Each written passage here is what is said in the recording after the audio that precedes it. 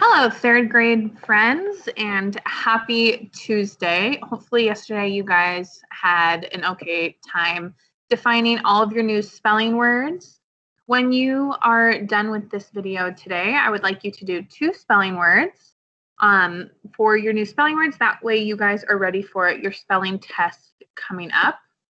I would also like you to now get out the document that I posted yesterday, which was titled The Seeds of Greatness, which is our ancient Greece history document, as we explained yesterday. So let me go ahead and share my screen with you so that we can do some reading together. The first part of this document we went over yesterday in the introduction. We talked about legacy, and we talked about all the different architecture, even the boats.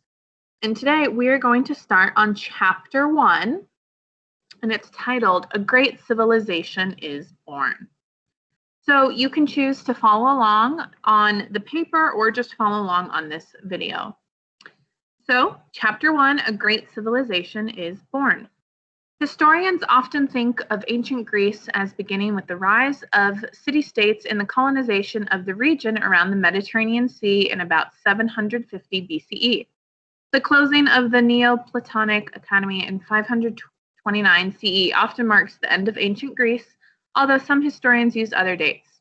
Archaeologists, however, recognize that Greek civilization is much older. So remember, archaeologist, that is someone who studies the past based off of what they find in sometimes the earth and the dirt. They dig up fossils. They also can dig up different pottery. And we learn a lot from the past based off of what archaeologists find. As early as 128,000 BC, settlers from Western Turkey and the Middle East established small communities on the shore of Crete. Crete is a part of Greece, and it's now actually a big vacation spot. The island lies in the Mediterranean Sea, south of present-day Greece.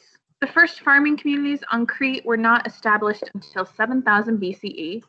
This Minoan civilization, as it eventually became known, was a society based on extended families and clans living in villages.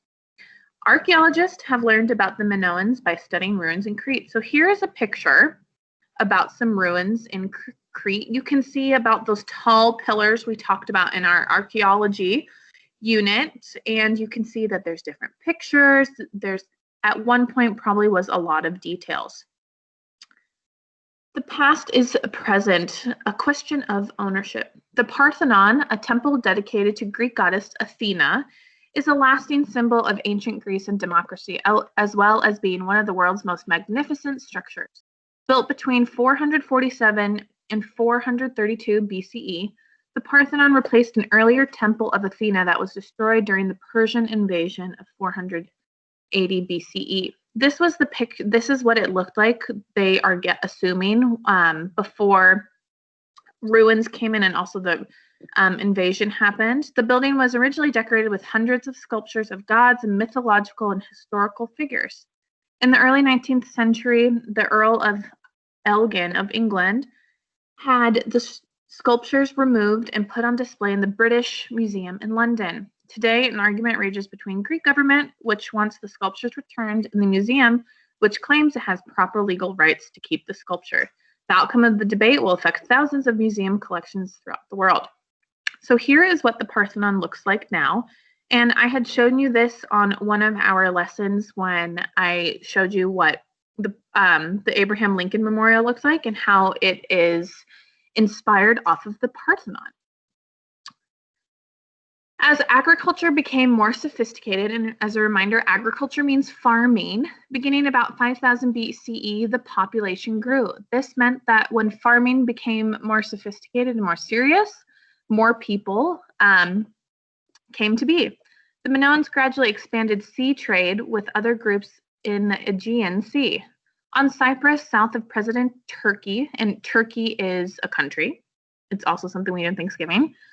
The commercial center of Kotori had grown to about 10,000 people by 2000 BCE. This growth was based in part on trade with the Minoans. By around this time, the Minoans were building grand palaces that probably served as centers for religious ceremonies.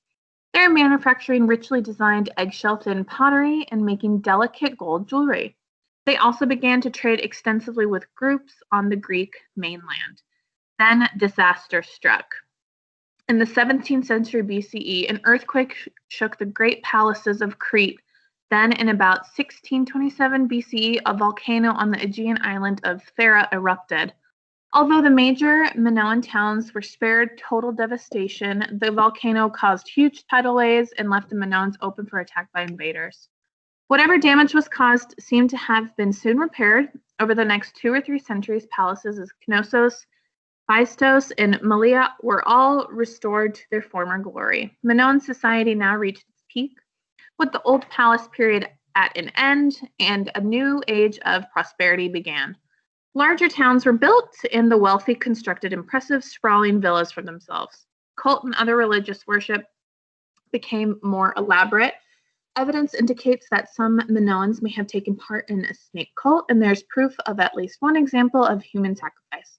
In places, opium was used as religious ceremonies, and some Minoans worshipped a poppy goddess. Minoans' influences as well as trade with Crete had made an impact through the southern Aegean, the Greek mainland, and Egypt. By 1450 BCE, however, the Minoan civilization was about to face its greatest challenge. Here is an example of some pottery that the archaeologists have found with beautiful designs. Here you can see it's a sea creature. The Mycenaeans' conquest and collapse. In 1450 BCE, Crete was rocked by a massive earthquake, which greatly weakened the Minoan civilization.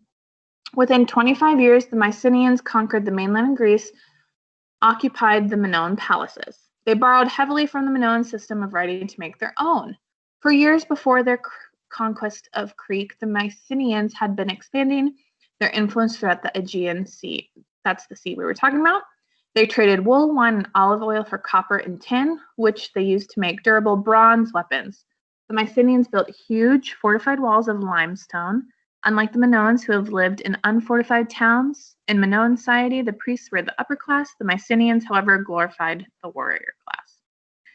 So we will continue to learn more about ancient Greece with this chapter. That's all of the chapter we're going to read today. You now are going to go ahead and complete 2 spelling menus with your spelling words. I have attached the spelling menu and the spelling words for this week. Then I would like you to also complete the regions map worksheet where you have to label the regions. We have learned about that. And make sure you remember what region we live in. And then please complete the worksheet that is called 929. You're going to read about a mystery story and then answer some questions based off of that. That's all you have to do today. And of course, if you have any questions, you can reach out to me and I will help you guys out. Have a great day.